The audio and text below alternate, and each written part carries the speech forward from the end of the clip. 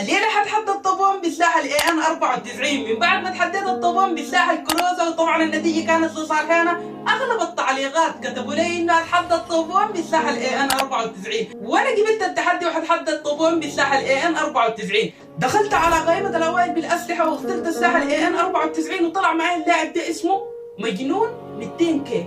مجنون كافو يا مجنون. وكمان اسمع حاجة لابسها انه لابس البرازيل الاصفر، يا سلام.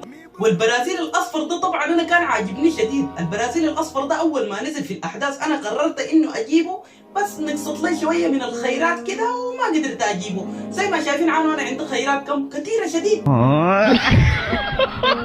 المهم يا شباب اللاعب ده ظاهر ما سهل بالمره. تعالوا نفحصه من جوا ونشوفه لعاب شديد، يعني بيلعب رانكد ولا بيلعب كلاسيكوات، وخبرته شنو في اللعب كلاسيكوات او باتل الريال المصنف. تعالوا نشوفه.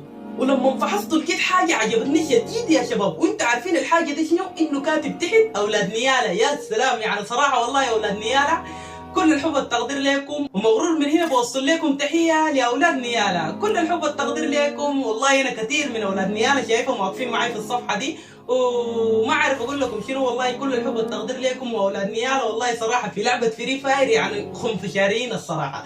المهم يا شباب اللاعب ده ظاهر ما سهل بالمره، وانا حلعب ضد روم وحيكون الروم ده خنفشاري لدرجه كده بعيده.